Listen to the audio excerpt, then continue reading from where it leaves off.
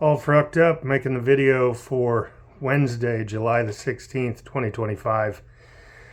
With my schedule, it's easy for me to fall behind on these videos, and even though they are completely unedited and just shot from my phone here, they do take up a significant portion of my time. So yeah, if you'll forgive the fact that I occasionally fall behind on the videos, and then I do my best to get caught up, then we're all good. Thoughts on the sugar diet.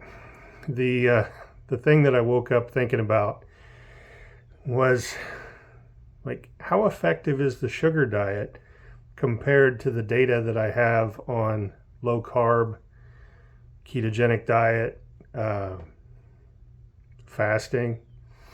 So I flipped back in the data that I have in the spreadsheet of, it spans 432 weeks. And I looked, and the sugar diet hasn't produced nearly as rapid fat loss as low carb, fasting, permutations of those, the ketogenic diet. Now, my results were admittedly affected by fructose intolerance, which is probably a permutation or a direct result, possibly, of being on those low carbohydrate diets. But I think, a head-to-head comparison, right? Now there's factors that have changed, there's physiological differences within me. There are environmental differences around me. And there are certainly mindset differences and emotional components, like the death of my parents and the settling of an estate.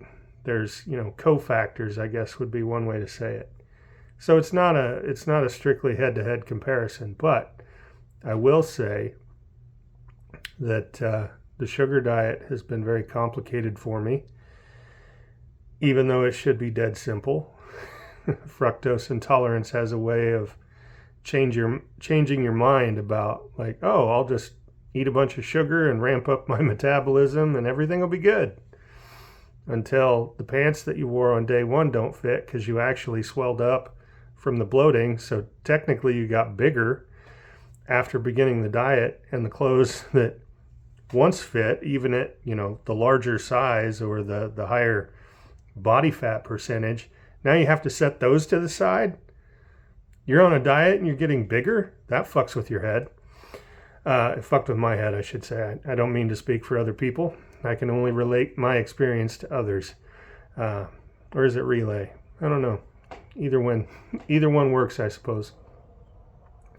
But yeah, the sugar diet has not been easy in the implementation, even though it should be dead simple. There's missteps and food choices along the way that just because it's fat-free and loaded with sugar doesn't mean we should put it in our body. Food dyes in the candy that are petrochemical based and so on is like, no, probably not a good idea. The cramping and the bloating were certainly no fun.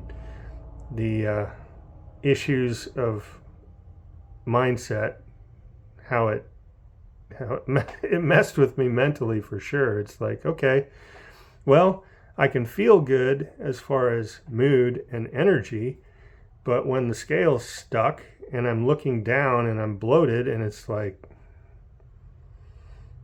this can't be the way. And then switching to starch, I found some benefit with that, but then whatever rapid weight loss that the experts claim would come with, sucrose, which is the fructose and the glucose together, or fruit that has the fructose and the glucose together. Whatever benefit there was to fructose intake, I was missing out on that because I had to avoid the fructose and then microdose it in order to build up some sort of tolerance to it.